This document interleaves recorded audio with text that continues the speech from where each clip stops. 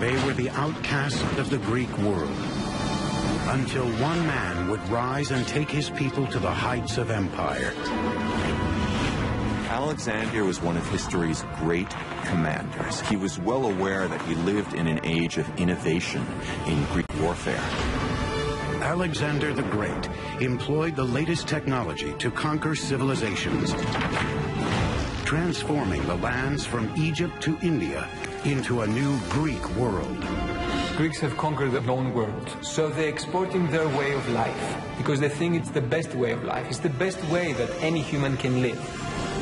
But there are no kingdoms without a king, and with Alexander's swift and stunning demise, his empire would crumble almost as quickly as it was built.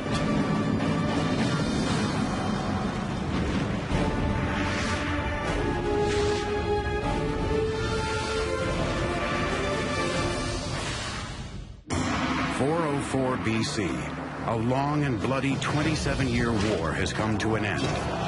Athens, its once dominant navy destroyed, is starved into submission at the hands of its arch-rivals, the Spartans.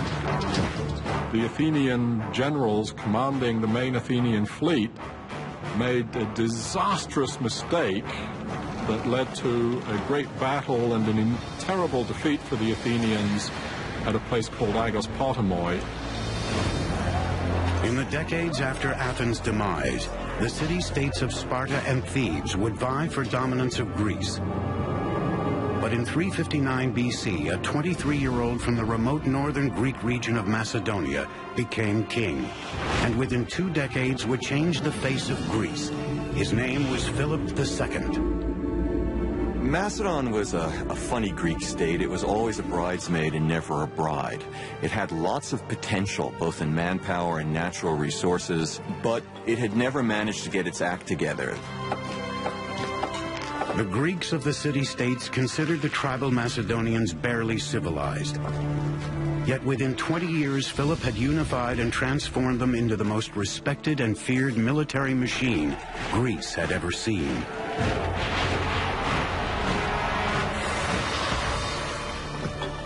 Philip built Macedonia on 2 fronts, diplomacy and strength.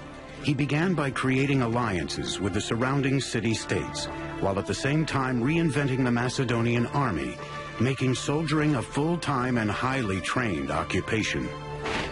But the key to his new professional army was a corps of engineers that Philip organized to design and build new instruments and machines of war. An innovation that changed forever how wars would be fought and won.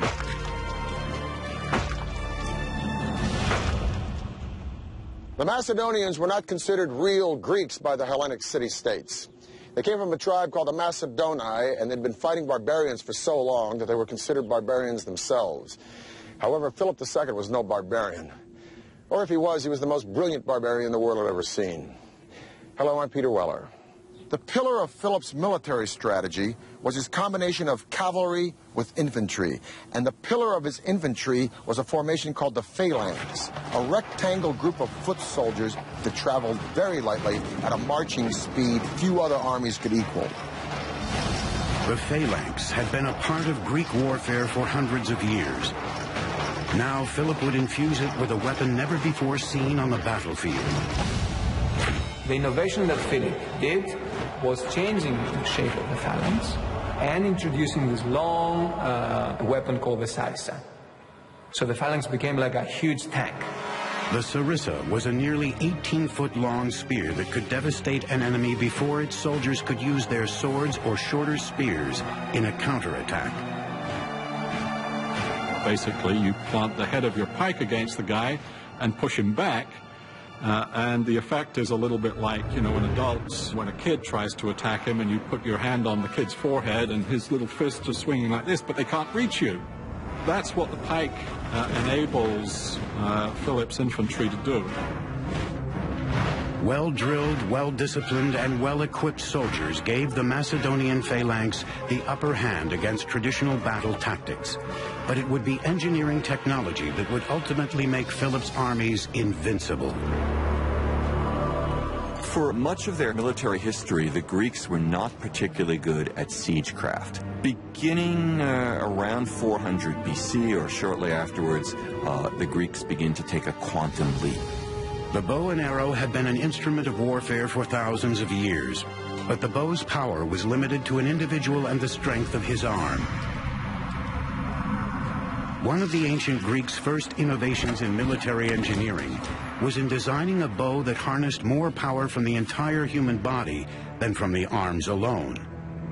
The earliest weapons of siegecraft that the Greeks developed are essentially crossbows, and they're called belly shooters, gastrophetes. You had a much bigger thing that had a kind of U-shaped element at the end that you pressed against your abdomen, and then you drew back the bow with both hands, pressing it with your torso at the same time, so you could create a much greater force of tension. The gastrophetes was a deadly improvement over the bow and arrow, but to truly overcome the armies of the world, Philip needed more power. In order to do even more damage, they need to come up with yet another generation of weapons. They need to invent what we might call the torsion catapult. The torsion catapult basically creates springs by twisting sinews, or in some cases horsehair, or in emergencies even human hair. You create thick ropes of them and then twist them together. Greek engineers designed a device that acted as a belly shooter mounted on a platform. They called it the oxybeles, or bolt shooter. Instead of using the body for power, the torsion created by the oxybeles came from twisting ropes to an explosive level of tension. There's an enormous stored force because the sinews want to spring back and release that tension, but they're held. And inserted into this spring is a bar, and you then pull that bar back, increasing the already great tension, and then when the bars are released, they spring back with enormous force and rapidity compared to the old bow flexion system. Distance no longer protected enemy soldiers from a sudden and bloody death. When fired, the oxybeles could pierce the shields and armor of an enemy nearly a quarter of a mile away, giving birth to a term that we still use today, catapult. The neat thing about the word catapult is that it means skin penetrator. You can see our word pelt, like an animal skin, in the Greek catapult, goes through the skin. With his weapons of war, Philip was unstoppable against the other Greek city-states. By 338 BC, Philip's victory over Athens and Thebes made him the undisputed master of Greece. But it was Philip's actions after the battle that would indicate how the Macedonians would rule the lands they conquered, despite their barbaric reputation. Philip and his son Alexander, who was only 18 years old, defeat a coalition of Thebans and Athenians at the Battle of Chaeronea in 338 BC. And then Philip does a remarkable thing. He lets all the Athenians go back home. Then he calls together a council at Corinth, invites all of the city-states. He's got to cloak his power in some sort of diplomacy.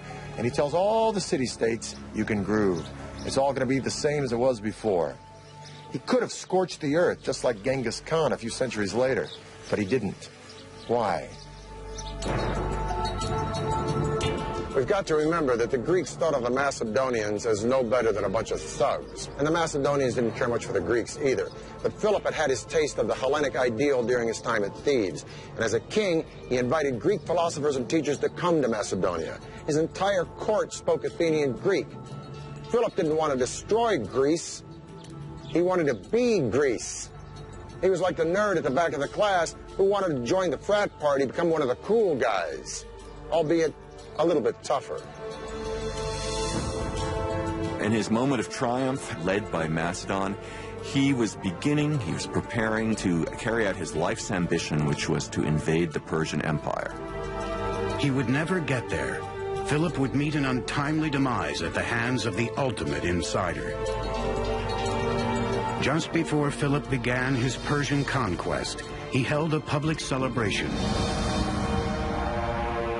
as he marched alone ahead of his entourage to prove he had no one to fear. A bodyguard suddenly rushed forward and plunged a dagger into his chest. The man who had put Greece on the map was dead at 46. Was he a lone assassin, or was there a bigger plot? We can never know for sure, because while the assassin was trying to escape, he was mowed down by Philip's guards. Philip's dream of dominating the Persian Empire would not die with him, but only gather strength with the emergence of his son, a 20-year-old named Alexander. It was Alexander who would use Philip's army, engineers, and technology to far exceed even Philip's wildest ambitions, transforming the world into a Greek one. Marriage was a key component in Philip's diplomatic strategy. Of his 7 wives, only one was a Macedonian. In just 20 years, Philip II had transformed the Macedonians into a mighty army and became the absolute master of Greece. But Philip's assassination in 336 BC cut short his ultimate ambition and self-proclaimed destiny: to invade Greece's age-old enemy, Persia. Philip had conquered Greece. Now it would be up to his son to conquer the world.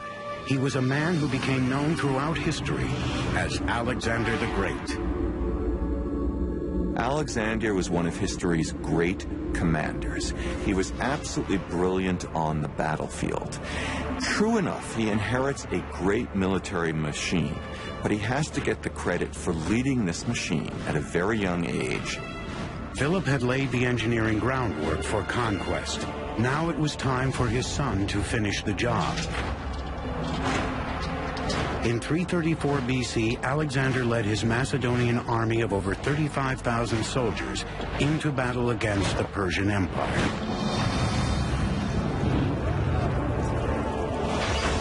Persia was a massive superpower, dominating the lands of the Middle East and Asia Minor.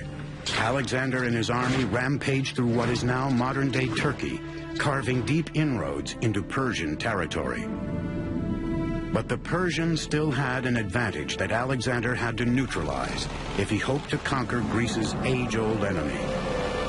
Alexander's got a problem. He doesn't have a fleet. So what he needs to do is to find a way to neutralize the Persian fleet. And his strategy is to fight the Persian navy on land by laying siege to and taking each of the great Persian naval bases. Alexander continued to march south along the Mediterranean coast, laying siege to the cities and ports who resisted his advance. But it was the fortified and powerful city of Tyre that would provide Alexander. He was an island, a small offshore island. The city actually lay on an offshore island, and that made it relatively impregnable in the eyes of the Tyrians themselves, since they had a great fleet. All of that changed in the late 4th century. At first, Alexander tried diplomacy. He sent messengers out to the island, urging city leaders to accept a peace treaty. The answer was short and to the point. They killed Alexander's ambassadors and threw their bodies from the top of the walls into the sea. The stakes were high. If Alexander failed to take the city, it would send a message to the world he wasn't invincible. With Tyre protected from his land forces by the sea, it was up to his engineers to bring the battlefield to the city, where Alexander could fight the Tyrians face to face. Tyre would be an island no more. What if the enemy refused to come out and fight you? Alexander realized that he could not allow his military operations to get bogged down in the face of fortifications, and that meant that he needed techniques and weaponry that could attack fortifications. With mammoth walls and a fortified harbor, and very little land around the walls, the city of Tyre was long thought to be impregnable. Thus, Alexander resolved to a very, very ambitious approach. He knew he couldn't take the city unless he did damage to the walls. So he had his engineers build a causeway, a bridge from the mainland to the island. Causeway was about half-mile long, 200 feet wide, 20 feet high. When the causeway was within striking distance, Alexander unleashed a hail of terror on the city, and then he deployed the only weapon he knew would end the battle, a siege tower. The towers were a kind of multi-storied armored car that moved forward on wheels. Outside, they were fireproofed with rawhide, covering the entire wooden structure. Inside, a central staircase led to a series of platforms where oxabeles and other catapults launched missiles onto Tyre's walls. Down below, others used the tower as protection to wield a ground-level battering ram. They'd literally wheel them up to the wall. The men inside would be protected, and they would be shooting arrows at the defenders on the wall and trying to cross over onto the wall and to kill the defenders. Alexander's siege towers pummeled the walls of Tyre for days. Once the fortress had been breached, Alexander went for the jugular. He unleashed a firestorm of reprisal upon the city that had resisted him. The assault itself would really be a terrifying experience for everyone involved. The only way to signal would be through trumpets, so you have to imagine trumpets blaring, a tremendous noise of men attacking, flags blowing in the wind on the battlements of the city that was under attack. I think it would have been an extraordinary scene. Alexander resumed his trek southward through Palestine. His confidence soaring, he now set his sights on the greatest empire the world had ever seen, Egypt. With its soaring pyramids and unrivaled colossal tombs, Egypt was an ancient culture Alexander revered. But there was another more practical reason Alexander coveted Egypt. It was the breadbasket of the Mediterranean, whose wheat fields would be invaluable in feeding Alexander's expanding empire.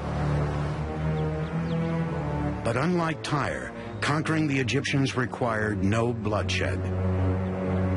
Alexander entered Egypt as a liberator and as a figure of extraordinary powers. The Egyptians not only welcomed Alexander, they made him a god. In 331 BC, they crowned Alexander pharaoh, proclaiming him a son of Ammon, their most important deity. At age 24, Alexander had transcended mortality.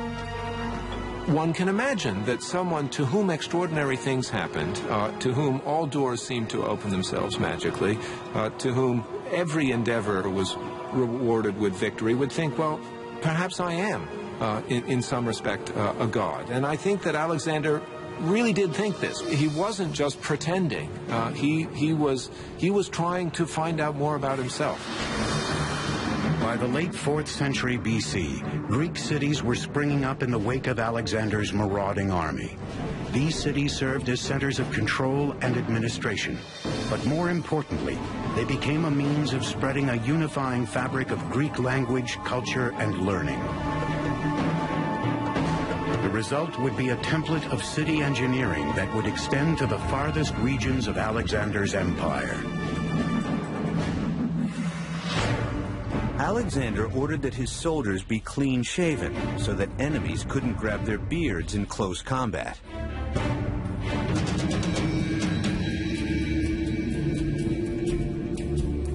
By 325 BC, Alexander had extended his borders almost 3,000 miles from Greece in the west to modern-day India in the east. Alexander's army may have been a wrecking machine, but the legacy his empire left in its wake was a new Greek world. Alexander's strategy for ruling conquered nations included both accommodation and assimilation. He often left soldiers behind to marry local women and act as officials in his growing empire.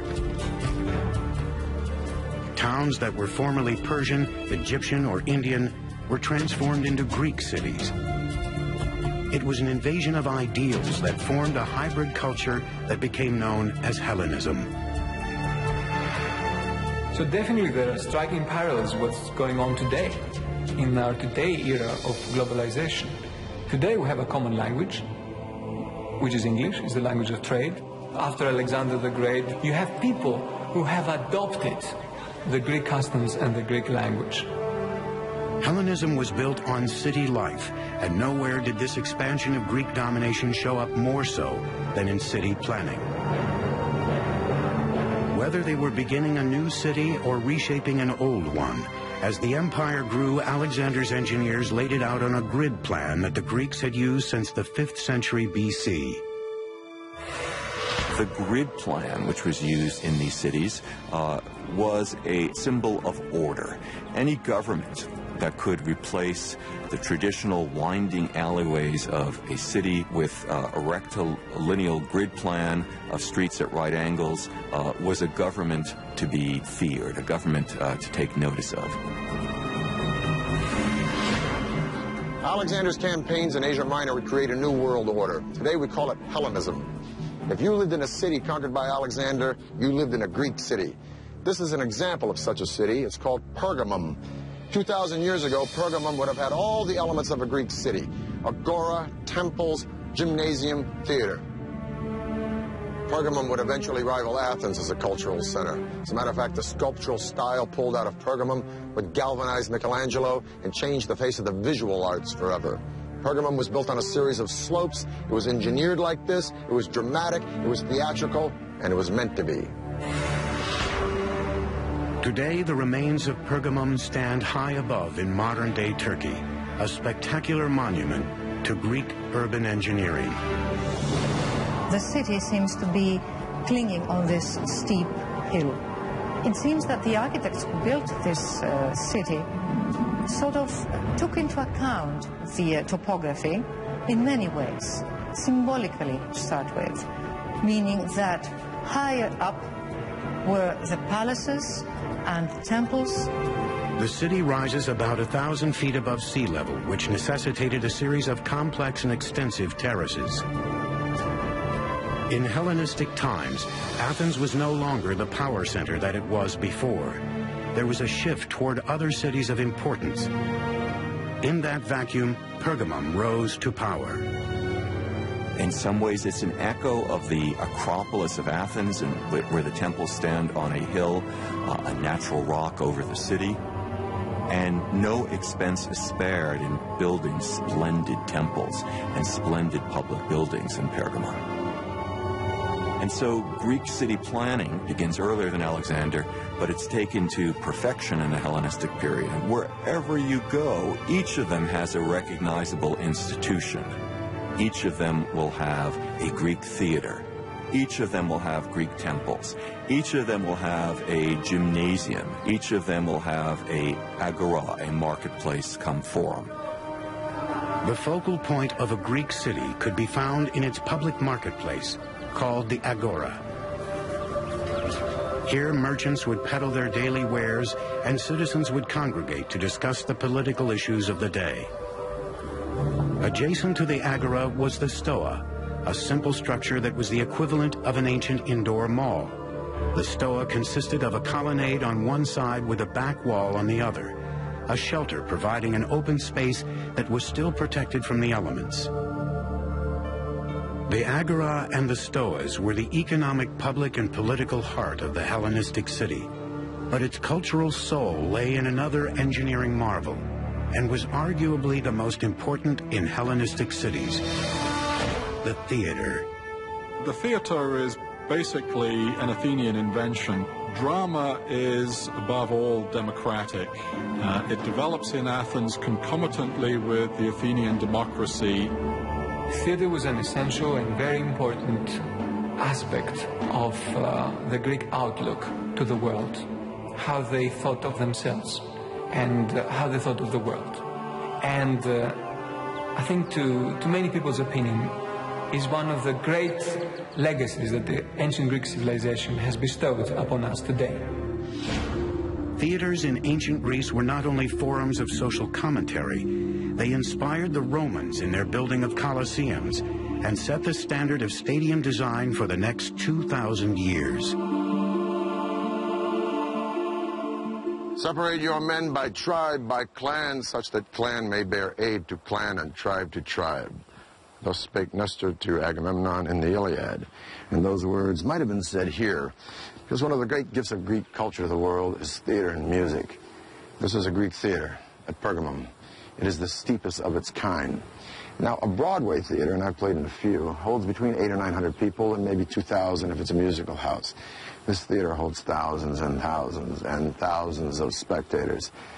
So how in the heck can an actor stand on that stage and project his voice such as that the spectator in the very last row at the back of this theater can hear what he's saying? Well, the answer is sort of an engineering feat.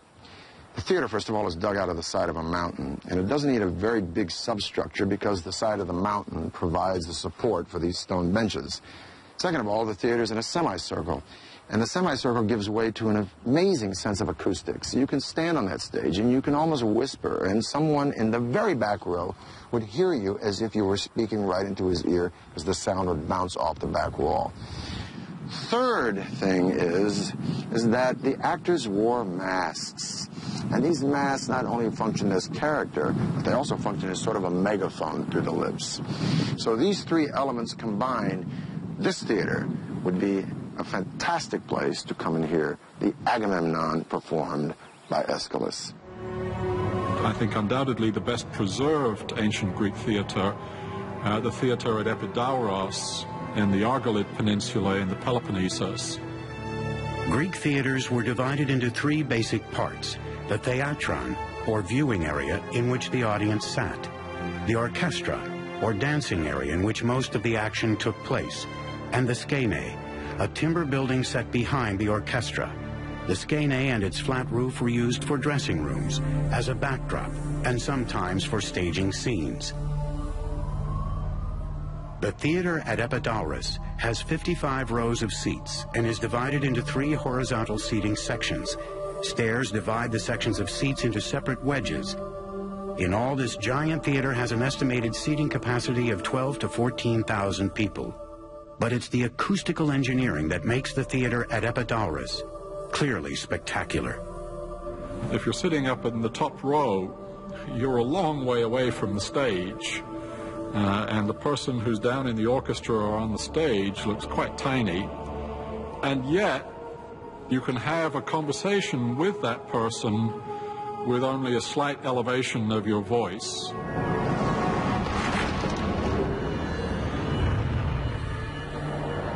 In just 10 years, Alexander had set the stage for Greek culture to dominate the world. But empires and their leaders eventually fall. Alexander was no exception. His untimely end would give rise to kings and kingdoms whose engineering feats would be considered ancient wonders of the world. In 326 BC, Alexander founded the city of Bucephala in honor of his slain horse. By 323 BC, Alexander had forged an empire that spread from Greece in the west down through Egypt and to India in the east. His conquests hinged on his army's use of advanced technology, but they also depended on Alexander's legendary ability to command the loyalty of thousands of men. But after 13 years and thousands of miles of constant warfare, that loyalty was stretched to the breaking point. His troops, their loyalty finally was used up. They rebelled against him. They refused to go further, and he had to turn around. While returning from India, Alexander was preparing to consolidate his empire when he was struck by a mysterious illness. No one knows exactly what it was that killed him, whether it was an infection, whether it was the result of a very hard life as a soldier in which he was wounded in battle, these extraordinary travels in which he, according to legend, subjected himself to the same hardships as his soldiers. One of the stories is that he essentially drank himself to death. There was always intrigue at the Macedonian court. Alexander's father had been assassinated. Is it possible that he was poisoned in some way? Those are questions we can't answer. On June 10, 323 BC, just 1 month shy of 33 years old, the most powerful man on earth was dead. Now the stunning rise of his sudden empire would be matched by its spectacular and bloody fragmentation. A power struggle between the regional commanders quickly ensued to fill the void left by Alexander's death. These generals and their heirs carved out vibrant Hellenistic kingdoms and for generations fought a continual battle for dominance. The land of Egypt would fall to Alexander's general Ptolemy, who had been left to oversee the wealthy territory on the Nile. Ptolemy would shape a kingdom that combined Greek and Egyptian culture into a dynasty that would last for almost 300 years. Ptolemy I was a man who had made a career as a military commander and advisor under Alexander. What he therefore wanted was as rich and secure a portion of that empire as he could get. Egypt was the crown jewel of the Mediterranean. Its surplus of grain meant that a windfall awaited Ptolemy as ruler of the breadbasket of the ancient world. Ptolemy's plan was to ensure his legitimacy both as Egypt's king and also true heir to Alexander. Macedonian tradition held that the one who buried the body of the king secured his rights to the throne.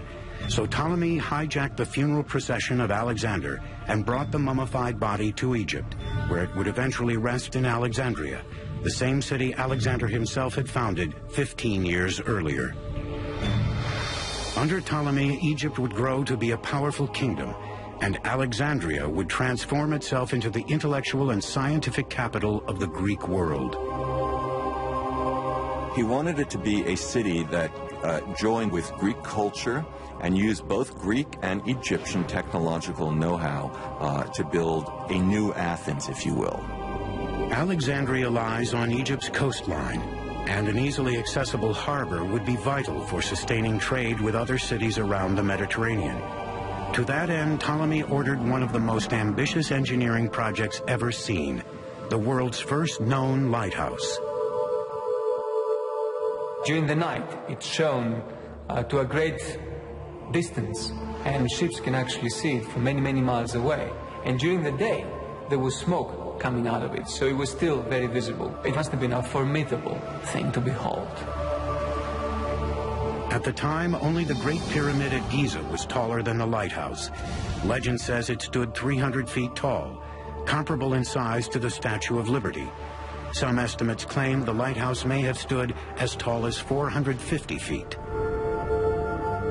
How the lighthouse was built remains a mystery, but 25 miles from Alexandria, a funeral monument stands that researchers believe is a scaled-down replica of the actual lighthouse. Based on that model, it appears the lighthouse was constructed with 3 separate and distinct levels. The lower level was square, the one above was octagonal, and the final one was cylindrical. And on top there was the beacon. From the top of the lighthouse, a strong and steady beam of light emanated out into the sea. Scholars believe wood was most likely the lighthouse's fuel, and that the lower section housed a spiral ramp large enough for pack animals to climb, pulling carts laden with firewood. The ramps may have led to a series of storage rooms where the firewood was kept. From the second level upwards, a shaft with a dumbwaiter was probably used to lift fuel up to the top. There are stories about mirrors and devices that could amplify the light of this fire so that it could be seen from miles and miles away, but there is no real evidence of such a thing, and there are quite a few scholars who believe that it was just a normal beacon, it was just a big fire and nothing more. The lighthouse stood for almost 1,600 years, battered by storms, tidal waves, and even earthquakes. Then around 1300 AD, massive quakes brought that ancient wonder of the world crashing down for good. For nearly 700 years, the lighthouse lay buried underneath the waters of the Mediterranean. Then, in 1994, a team of divers and archaeologists uncovered massive stones in Alexandria's harbor, revealing what may be the foundations of a guiding light in engineering history. Jean-Yves Empereur, a well-known French archaeologist, started a very, very important series of underwater research. He is finding members, architectural members of the pharaohs, so there might come a day when it may even be restored. Beneath the waves, archaeologists documented pieces of stone that weighed more than 70 tons, including one piece that was believed to be the lintel of the lighthouse's massive doorway. But the lighthouse would not be Ptolemy's only engineering marvel in Alexandria. As the lighthouse rose above the skyline, he launched another building project, one that brought the greatest minds in the world to his cosmopolitan city. It was called the Great Library of Alexandria, a place that claimed to have over 200,000 scrolls dedicated to knowledge and learning. It was here that one engineer would harness the power of steam 1,700 years before the world ever imagined a locomotive. It was in Alexandria during the reign of Ptolemy II that the Hebrew Bible was first translated into Greek. After the death of Alexander and breakup of his empire, one of his generals who had formerly lived his life conquering civilizations now wanted to create one. Ptolemy's infusion of Greek culture into Egypt's wealth and prestige would lay the foundations for a new kind of city, one that would become the greatest and most cosmopolitan in the ancient world, Alexandria. It's the city of the world. And as such, the kings, the Ptolemean kings of the new kingdom of Egypt, created something that's completely new in the known world. It would be the towering fires of Alexandria's lighthouse that guided ships into the harbor. But it was another vision of Ptolemy's that became a beacon for the greatest minds in the world, Alexandria's museum and library. But that does not mean it was for exhibiting something. A museum at that time meant something like a research center. It's a think tank, perhaps the world's first great think tank. And Ptolemy buys great scholars and writers from around the Greek world. And the library is the greatest repository of books in the Greek world. It had a mythical amount of scrolls, something, some say 200,000, some say 700,000. It was at the museum and library where, for the first time in human history, knowledge becomes a commodity to be stored and shared. In fact, some scientific discoveries made in Alexandria over 200 years before Christ wouldn't be accepted until 1,800 years later. Pupils were taught the Earth was round, and one of the great astronomers, Eratosthenes, calculated the circumference of the Earth and was off by less than 1%. So it's perhaps a very interesting story that the Ptolemean kings, whenever a ship will come into Alexandria, the first thing that the captain had to do is had to declare if he had any papyri, any works of philosophers or science on board. They were taken to the library to be copied, but usually they gave the captain back a copy and not the original. Although Ptolemy was a Macedonian Greek, the key to the success of his dynasty in Egypt would be in its willingness to assimilate Egyptian culture. Ptolemy's own family went to great lengths to adopt Egyptian practices as their own. Ptolemy's son, Ptolemy II, even married his own sister, Arsinoe. There had been a tradition in the Egyptian pharaonic families of brother-sister marriage and there was a sense that a figure like that couldn't just marry any old ordinary mortal, and that eventually only a sister who sort of shared his divine origins was an appropriate companion and spouse. The Ptolemies may have used Egyptian traditions to elevate themselves to the status of gods, But in the end, like all pharaohs before them, these kings were still mortal. Ptolemy wouldn't live to see all of his dreams of Alexandria fully realized. He died in 283 BC of natural causes, before the library and even the lighthouse were finally completed. Alexandria continued to flourish as a mecca for knowledge under its Ptolemaic rulers, and produced many of the age's foremost thinkers. And it would be just after the end of their nearly 300-year reign in the 1st century AD that Alexandria would produce one of the most famous Greek engineers in history. His name was Hero, and his famous designs place him among the ancient world's greatest mechanical engineers. All his books are extremely detailed, very well describing all engineering procedures. But Hero himself also was good in the sense that he has an inclination in favor of arts. We must remember that in ancient Greek, the word art was meaning also technology. Hero's engineering designs had many practical uses, including ideas for fire extinguishers, odometers, and even automatic doors. But it was Hero's experiments with steam technology that would ignite his imagination. The first working steam engine was built in England around 1700 AD. Over 1600 years earlier, Hero built the forerunner of the steam engine, called an eolipile. It was a metal sphere put up in such a way so that it could rotate freely, and had two tubes applied. When filled with water and heated from below, steam developed and started to turn to put the sphere into motion, thereby turning air into something very useful, something that you could control.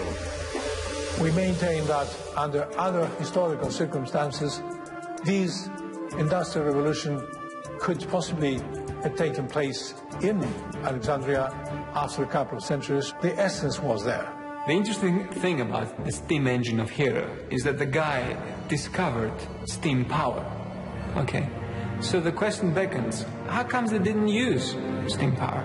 How comes they didn't make steam engines like the English did a few centuries later? And the answer to that is that in Egypt, forced labor or slave labor was so cheap. You didn't need machines to do the job. So that's like an interesting idea. You can have a technology and you don't know what to do with it because there's not a real economical need for it. Hero's inventions still intrigue engineers to this day, but there might have been many more innovations from Alexandria we may never know. Scholars don't agree on when it happened, but much of the ancient world's scientific knowledge vanished into smoke and ashes when the ancient library burned to the ground. Still, Alexandria and Greek engineering were flames of innovation that lit the ancient world like a star that guides a ship across the sea. The miraculous age of Alexander may have seen empires rise and fall, but what's left in its wake is a legacy still felt in our own world today. To outsmart the raw forces of nature and to turn them into something beneficial. That's the common denominator for all Greek engineering